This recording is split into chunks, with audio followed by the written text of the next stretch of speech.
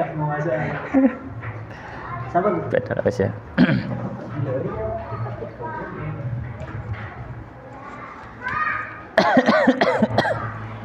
Baik, kita mulai. Bismillahirrahmanirrahim. Alhamdulillah wassalatu wassalamu ala Rasulillah wa ala alihi wa ashabihi wa man wala wa la haula wa la quwata illa billah. Amma ba'd. Allahumma subhanaka la ilma lana illa ma 'allamtana innaka antal alimul hakim wa tub 'alaina innaka antat tawwabur rahim. Allahumma faqihna fid din wa 'allimna ta'wil waftah lana futuhal arifin warzuqnal ikhlas fil ilmi wal amal ya rabbal alamin. Tapi kita lanjutkan ngaji fikih dari kitab Al-Yaqutun Nafis fi Madhabil Imam Ibn Idris yang ditulis oleh Syekh Al-Alim Al-Faqih Ahmad Ibn Umar Al-Asfahani sebenarnya Asy-Syatiri Ibn Hajar Al-Asfahani Asy-Syatiri yang wafat tahun 1360 Hijriah rahimahullahu rahmatan wasi'ah. Dan kemarin kita terakhir membahas masalah awani wal ijtihad, ya, fikih tentang masalah wadah-wadah dan juga ijtihad dalam menentukan air. Nah, sekarang kita sudah mulai memasuki pembahasan wudu atau aktivitas bersuci yang pertama. Saya baca dulu, saya terjemahkan, nanti saya jelaskan di papan seperti biasa. Bismillahirrahmanirrahim. Qala al-musannifu rahimallahu taala wa nafa'ana bi ilmi fid dunya wal akhirah wa dakhala fasiya jannati wa taghammadahu bi rahmatihi Allahumma amin. Wal maqasid wis tak waca sih, wis tak terjemahno sih. Kurung ya. Beliau mengatakan qala wal maqasidu dan ini sudah tak bahas di awal dulu ya, sudah tak singgung. Jadi gampang. Wal maqasidu dan aktivitas bersuci, maksud daripada bersuci hiya yaitu ada 4. Al wudu, yang pertama wudu, wal ghusl kemudian mandi, wa tayammum dan tayammum, wa izalatun najasati dan mensucikan atau membersihkan najis. Ya, ini ada 4 maqasidu at-thaharah yang di awal pertemuan sudah kita bahas. Sekarang beliau masuk maqsadul awal, ya. Aktivitas bersuci yang pertama. Apa itu al-wudu? Maka beliau mengatakan bismillahirrahmanirrahim, al-wudu'u wudu. Ya. Beliau bahas pertama kali pembahasan wudu, yaitu pengertian. Apa artinya wudu? Maka beliau mengatakan al-wudu'u wudu lughatan, secara bahasa. Ya, kalau kita ingin tahu secara bahasa, wudu itu apa sih? Dia adalah ismun, sebuah nama, li ghasli ba'dil a'dha, untuk membasuh sebagian anggota tubuh. Ini wudu. Jadi wudu secara bahasa, orang Arab mengatakan misalkan wudu, maka dia itu dimaksudkan untuk membasuh sebagian dari anggota tubuh. Ya. Makanya dalam satu hadis bahwasanya seorang sahabat Nabi Shallallahu Alaihi Wasallam menyampaikan bahwasanya Nabi Shallallahu Alaihi Wasallam beliau berkata, minas sunnati al wudu'u qoblal akli wa ba'dahu, atau kama qala sallallahu alaihi wasallam. Termasuk sunnah adalah wudu sebelum makan dan setelah makan. Apa yang maksud wudu? Di sini mubasnya orang tak mangan sih wudu sih seperti sholat, bukan. Tapi apa? Mencuci tangan. Ya. Maka di sini mencuci, ghusl itu kan membasuh, kan mencuci ya. Maka di sini secara bahasa orang Arab sudah mengetahui kata wudu. Ya. Jadi wudu itu mencakup apa? Mencakup membasuh sebagian tubuh. Ya, maka sudah. Misalkan orang cuma nyuci kaki, secara bahasa disebut wudu, ya wudu. Tapi secara fikih enggak seperti itu. Secara fikih beliau jelaskan wasyar'an dan dalam atau wasyar'an dan secara syariat, wasyar'an dan secara syariat, dia adalah ismun, sebuah nama, li ghasli a'dha'in, untuk membasuh bagian tubuh. Ya, li ghasli a'dha'in, untuk membasuh bagian-bagian tubuh, makhsusatin yang khusus. Ya, makhsusatin yang khusus. Jadi secara syar'i atau secara syariat, wudu itu adalah sebuah nama untuk membasuh bagian tubuh yang khusus. Mana bagian tubuh yang khusus? Yang dimaksud bagian tubuh yang khusus adalah wajah, tangan sampai siku, kepala dan kaki. Jadi a'dha'in maksusatin ini maksudnya 4. Wajah, tangan, kepala dan kaki. Ya. Jadi enggak semua tubuh. Dan beliau mengatakan biniyatin maksusatin dengan niat khusus. Kenapa? Karena wudhu itu ibadah, maka ibadah itu pada niat. Ya. Baik, sekarang pembahasan yang beliau lanjutkan setelah membahas pengertian. Sekarang beliau bahas apa fardu wudhu. Beliau mengatakan qala furudul wudhu'i. Fardu wudhu. Apa yang dimaksud fardu wudhu? Yaitu rukun wudhu. Rukun apa? Rukun wudhu. Furudul wudhu'i fardu wudhu sitatun ada 6. Ada 6. Al awwalu pertama an-niyatu niat. Ya, saya nanti rincikan. Atsani kedua ghuslul wajhi. Membasuh wajah. Ya, makanya pertama apa? Niat. Yang kedua membasuh wajah. Yang ketiga ats-tsalitsu. Yang ketiga ats-tsalitsu 3 ghuslul yadaini membasuh kedua tangan. Ma'al mirfaqaini bersama dengan 2 siku. Mirfaqaini 2 siku. Ya, 2 apa? 2 siku. Ar-rabi'u keempat mashur ra'si mengusap kepala. Ya, ya. Al-khamisu kelima ghuslur rijlaini membasuh kedua kaki ma'al ka'bain bersama dengan mata kaki. Berarti mata kaki harus kebasuh. Mata kaki iki kemiren. Ya, mata kaki apa? Kemiren. As-sadisu yang keenam at-tartibu berurutan. Baik, saya jelaskan sekarang.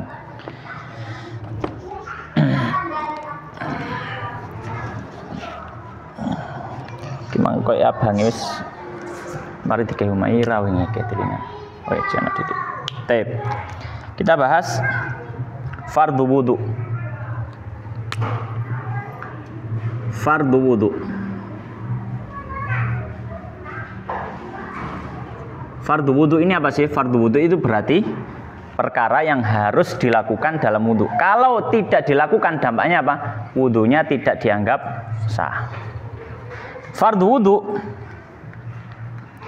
ada 6. Wah, gak makan temenan.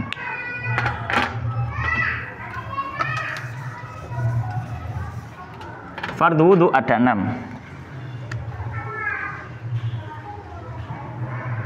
Waduh, ini pisan. Fardu wudhu ada 6. 1 2 3 4 5. Ya gini mungkin. Tapi fardu wudhu ada 6. Yang pertama apa? Yang pertama niat.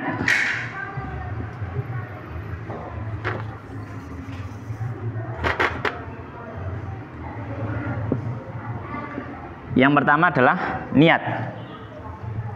Ya. Kemudian yang kedua adalah membasuh muka. Yang ketiga adalah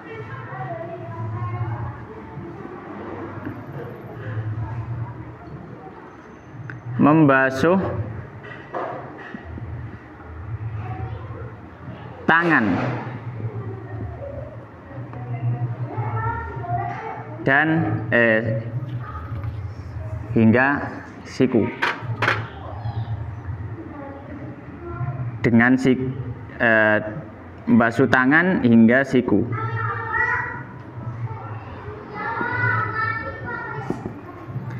Yang keempat mengusap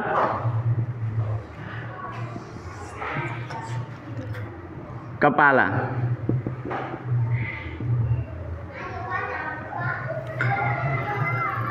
Terlalu mepet.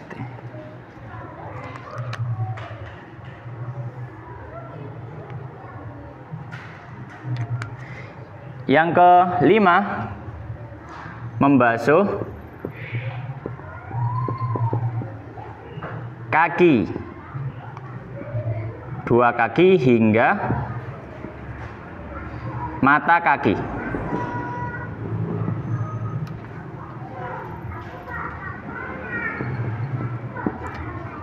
Yang terakhir adalah berurutan.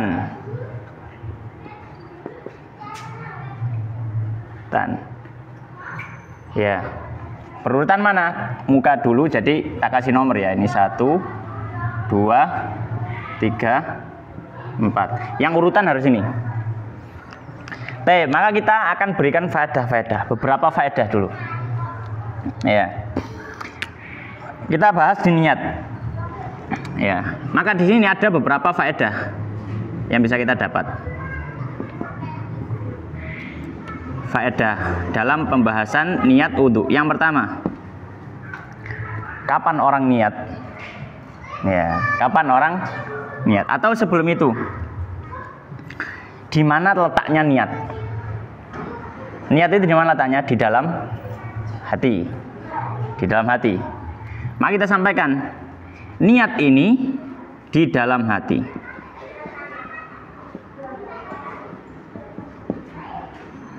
Ya, niat di dalam hati. Pertanyaannya, bagaimana kalau orang mengucapkan niat? Nawaitul wudhu'a li raf'il hadatsil asghari lillahi ta'ala. Boleh atau tidak? Para ulama mengatakan, para fuqaha Syafi'iyah mengatakan, kalau diucapkan, boleh. Diucapkan apa? Boleh. Tapi sebenarnya niatnya bukan itu. Itu hanya pengingat supaya hatinya eling bahwanya dia wudhu. Ya. Di dalam hati. Maka tapi kalau diucapkan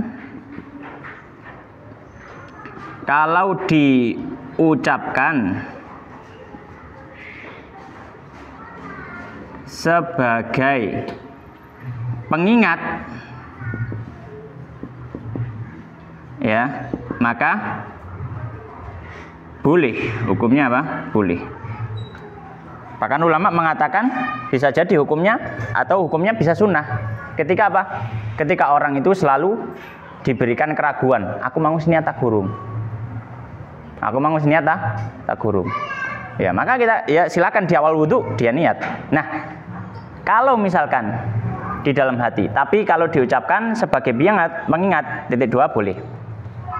Dan perlu kita ketahui juga, ketika kita mengucapkan niat, sebenarnya ya, karena dia itu bukan niat, dia itu cuma pengingat, maka tidak harus dengan bahasa tertentu. Maka misalkan kita mau wudhu, kate niat wudhu, aku lali ben belajar nanggone kitab iku nawa itu apa? Nawa itu lali misalkan. Maka nggak perlu menggunakan nawa itu. Apakah boleh? Boleh. Bismillah ya Allah kalau niat wudhu. Karena apa? Tujuannya cuma apa? Mengingatkan hati. Iya, sing penting eling. Oh iya aku wudhu. Boleh. Tapi kalau pakai bahasa Arab boleh, bahasa Indonesia boleh, bahasa Jawa boleh, bahasa Madura boleh, ya, bahasa apapun boleh, iya boleh. Tidak ada masalah. Bahasa hewan. Ya, boleh saja. Jadi nggak harus bahasa Arab. Ya, nggak harus bahasa Arab. Nah, ini boleh. Ya. Maka kita katakan faedah yang kedua, kalau ya, atau mungkin ya kalau diucapkan, maka boleh dengan bahasa Arab atau bahasa lain. Apakah harus ada dengan lafaz tertentu? Enggak harus. Apakah kudu nawa itu saya niat wudhu untuk enggak harus. Yang penting apa? Yang penting ngelingno, gampang ngelingno. Aku wudhu. Nah, gitu. Itu saja cukup. Ya, enggak ada masalah. Tapi kalau diucapkan maka boleh dengan bahasa Arab atau bahasa lain. Kemudian yang ketiga, ya, kapan waktunya berniat? Dalam artian waktu niat ya. Waktu niat wudhu dalam hati adalah ketika membasuh wajah. Dalam artian gini, ketika membasuh wajah, orang itu harus tahu pokoknya ini sedang wudhu. Ketika membasuh wajah, orang itu harus tahu bahwasanya ini sedang wudhu. Baik, maka ini adalah niat. Maka orang yang ketika wudhu dia nggak niat, wudhunya nggak sah. Adakah orang yang wudhu terus nggak niat? Ya ada. Wong lindur terus wudhu misalkan. Mari ngaji fikih wudhu, rukun fardu ini moro-moro keturun sampai kego mimpi ngelindur nang jeding ambil rodok merem wudhu. Terus bangun. Duh kok teles kabeh. Terus yang dilihat ketika basah mukanya, tangannya, kakinya, kepalanya. Aku mari wudhu, tapi gak kerasa wudhu. Nah, berarti dia niat apa enggak? Enggak ada niat, makanya enggak sah. Jadi niat itu apa sih? Niat itu kesadaran dalam hati, bahwanya dia sedang melakukan apa. Gampangannya itu. Ya, baik. Maka niat ini di dalam hati, tapi kalau diucapkan sebagai pengingat boleh. Nah, kalau mengucapkan ya di mana? Di awal wudhu, karena dia sebagai pengingat. Kalau diucapkan maka boleh dengan bahasa Arab atau bahasa lain. Yang ketiga, waktu niat wudhu dalam hati adalah ketika membasuh wajah. Jadi dalam artian ketika membasuh wajah paling enggak dia sadar dia sedang melakukan apa. Ketika membasuh wajah. Baik. Sekarang fardu yang kedua adalah membasuh muka. Maka membasuh muka juga ada beberapa faedah. Yang pertama, iya, takok. Iya, gak apa-apa. Katanya nang ndi? Oh iya. Oh iya pakai aja tak betah. Ya, sibi. Iya gak apa. Iya gak apa kan? Iya. Membasuh muka ya. Jadi faedah yang pertama, membasuh muka. Faedah yang pertama, mana yang dimaksud muka? Wajah. Muka itu wajah. Mana dimaksud wajah? Ya mungkin muka bahasanya lebih banyak ininya. Muka esok di muka yang di depan ya. Membasuh wajah saja. Batasan wajah mari kita katakan. Yang dimaksud ya batasan wajah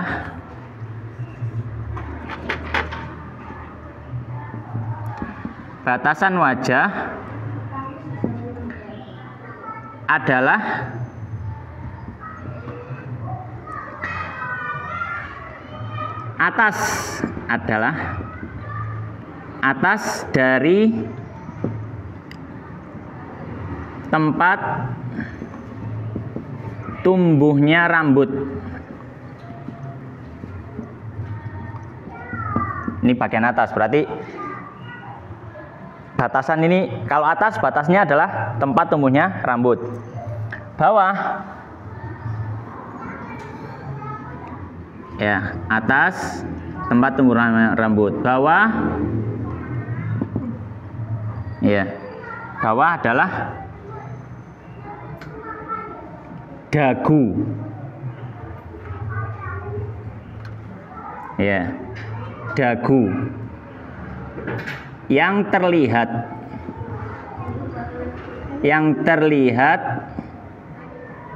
ya, atau mungkin dagu gitu aja ya, dagu. Nah, dagu. Maka bawah batasnya ini, dagu ini. Ya, batasnya apa? Dagu. Kemudian samping, ya, kalau samping batasannya adalah sebelum telinga.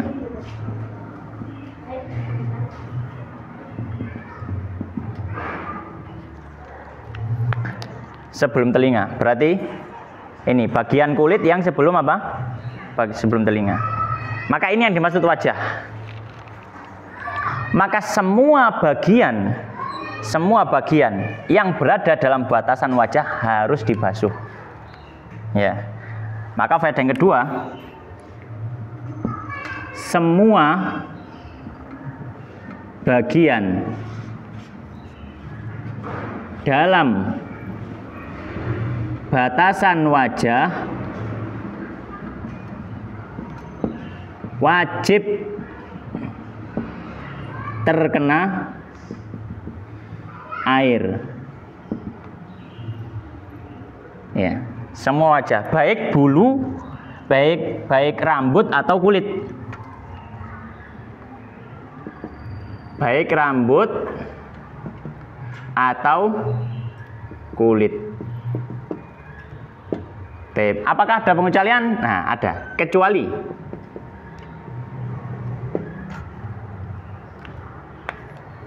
ada kecualinya. Kecuali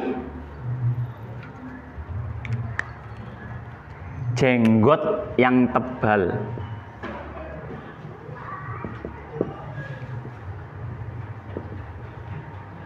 Yang tebal.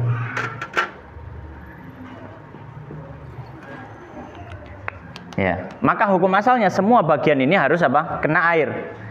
Kecuali apa? Kecuali jenggot yang tebal. Misalkan jenggotnya ya kobandel misalkan. Maka ini kalau misalkan sampai kena kulit-kulitnya juga di bawah jenggot, ini harus kena air, sulit.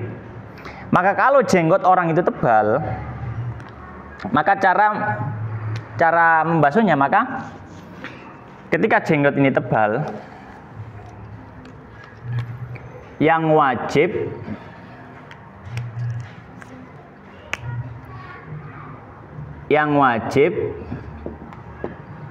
hanya membasuh bagian luar jenggot. Ya, bagian luarnya saja. Jadi bagian luarnya nggak perlu nggak wajib untuk nggak diwajib harus kena air semuanya, nggak wajib. Ya, yang kedua, nah ada mungkin nggak saya sebutkan. Sekarang ada satu faedah, ya, satu faedah. Pernah tahu orang wajahnya dua nggak? Ya pernah ya, kan. Bagaimana kalau orang wajahnya dua? Para ulama menyampaikan, kalau orang wajahnya dua, maka dua-duanya harus dibasuh. Kalau orang wajahnya dua, maka dua-duanya harus dibasuh. Kenapa? Karena dalam Al-Quran Allah Subhanahu Wa Taala menyampaikan waghsilu wujuhakum, basuhlah wajah kalian. Maksudnya para ulama menyampaikan adalah seluruh wajah. Maka mau wajahnya dua atau tiga, atau misalkan 10 seperti Dosomuko, maka wajahnya semuanya harus kena basuh. Ya. Kemudian yang ke 1, 2, 3 ya. Yang ketiga, membasuh dua tangan hingga siku. Ya. Membasuh dua tangan hingga siku. Ya. Nah, ini sudah paham ya sampai siku ini. Nah, pertanyaannya bagaimana kalau orang tangannya putul? Tangannya patah, tangannya nggak ada lah, buntung. Ya, faedah.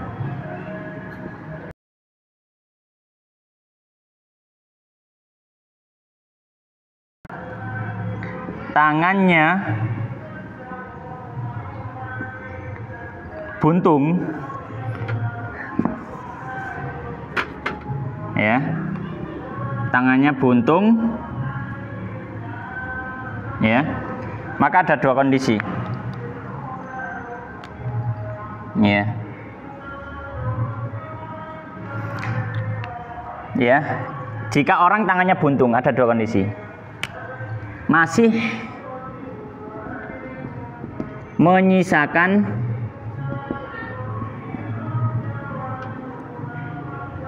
menyisakan siku atau lebih ke bawah. Maksudnya apa? Buntungnya itu sikunya masih ada, masih buntung, sikutnya jono, ya. Atau lebih ke bawah, misalkan apa? Buntungnya di ugel-ugel. atau buntungnya di pertengahan sini misalkan. Iya. Maka ini berarti masih menyisakan siku atau lebih ke bawah. Kondisi kedua, ya, tidak menyisakan siku.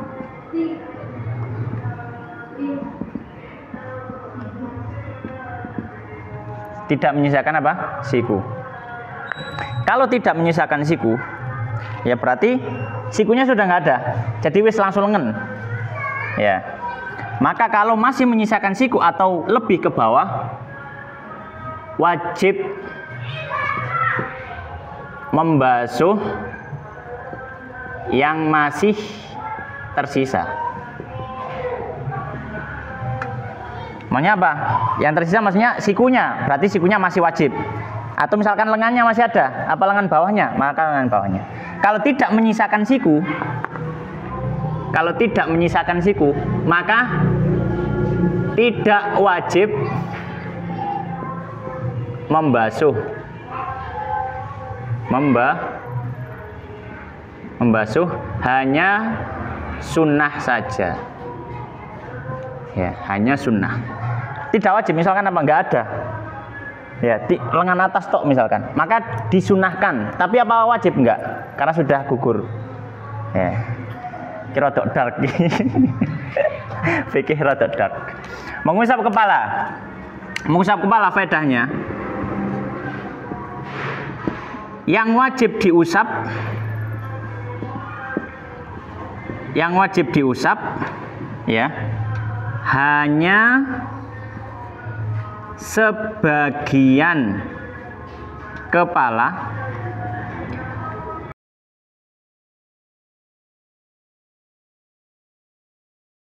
rambut dalam batas kepala. Nah, ini penting, kadang ono sing nggak paham ini. Dalam mazhab Syafi'i, yang wajib, kadar wajibnya adalah membasuh sebagian kepala. Misalkan apa? Botak maksudnya, atau misalkan ya botak misalkan. Maka yang wajib adalah mengusap sebagian kepala. Ya. Kepala ya, kepala berarti yang di atasnya wajah ini ya. Kalau belakang sampai tengkuk. Nah, kalau misalkan mau mengusap rambut apa boleh? Tapi nggak boleh hanya mencukupkan rambut yang melewati batas kepala. Maka misalkan ada orang rambut, dia basuh, rambutnya misalkan ponian, panjang. Maka nggak boleh dia hanya membasuh rambut yang ada di wajahnya sini. Misalkan dinginnya toh, misalkan ditarik gini aja. Termasuk juga wanita. Ya, wanita misalkan rambutnya panjang kan, terus dibasuh yang bagian bawah saja. Aku wudu tapi kok apa namanya? Akeh wong lanang masuk ati cepat kudung. Dia ngerogoh dari bawah kemudian diusap bawahnya saja, nggak boleh. Kenapa? Harus bagian rambut yang di area kepala. Nggak boleh di luar area kepala. Maka ini penting. Nah, kalau wanita mau basuh, kok banyak laki-laki, ya silakan dirogoh tapi sing ndukur. Ya, jangan di bawah. Jadi ini yang wajib dibasuh hanya sebagian kepala atau sebagian rambut dalam batas kepala. Yang ketiga, mungkin faedah, tambahan faedah.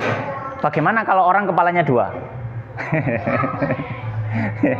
Para ulama mengatakan, kalau orang kepalanya dua, yang wajib dibasuh tetap sebagian saja, meskipun salah satu kepalanya, nggak harus dua-duanya. Kenapa? Karena ketika orang kepalanya dua, ketika dia basuh satu dan sebagian, itu sudah dianggap sebagian. Karena dalam kepala ini yang diwajibkan hanya sebagian, nggak semuanya. Tapi disunahkan semuanya. Minumnya di rumah, nak? Tep. Kemudian membasuh dua kaki hingga mata kaki. Ya. Ini jelas ya, membasuh dua kaki hingga mata kaki. Maka ini jelas nggak usah. Kemudian berurutan. Maka berurutan yang dimaksud di sini adalah berurutan harus dimulai dengan membasuh wajah, lalu tangan, lalu kepala, lalu kaki. Tidak boleh disungsang. Kalau disungsang maka yang disungsang tadi, yang setelahnya disungsang maka ini ganti hamzah harus dibaleni. Ya. Misalkan apa? Orang wudu basuh wajah. Terus moro-moro sikil. Ini berarti sing melayu kan sikile kan, melayu kakinya duluan. Maka di ini kita katakan wajahnya tetap sah, kakinya ini enggak sah. Ya, terus gimana? Dia harus ngulang. Ngulang dari mana? Berarti harus balik tangan. Ya, habis wajah, tangan. Ya. Oke, mungkin ini pembahasannya. Nah, ini nanti membasuh dua kaki hingga mata kaki. Nanti ada faedahnya. Ya. Boleh tidak dibasuh. Nah, dibasuh jika memakai khuf. Kapan pembahasan khuf ini? Besok pertemuan lagi. Demikian, wallahu taala alam wa sallallahu wa sallim wa barik ala nabiyina Muhammadin wa ala alihi wa ashabihi ajmain. Kita tutup dengan doa kafarat majelis. Subhanakallahumma bihamdika asyhadu an la ilaha illa anta astaghfiruka wa atubu ilaik. Wallahu taala alam.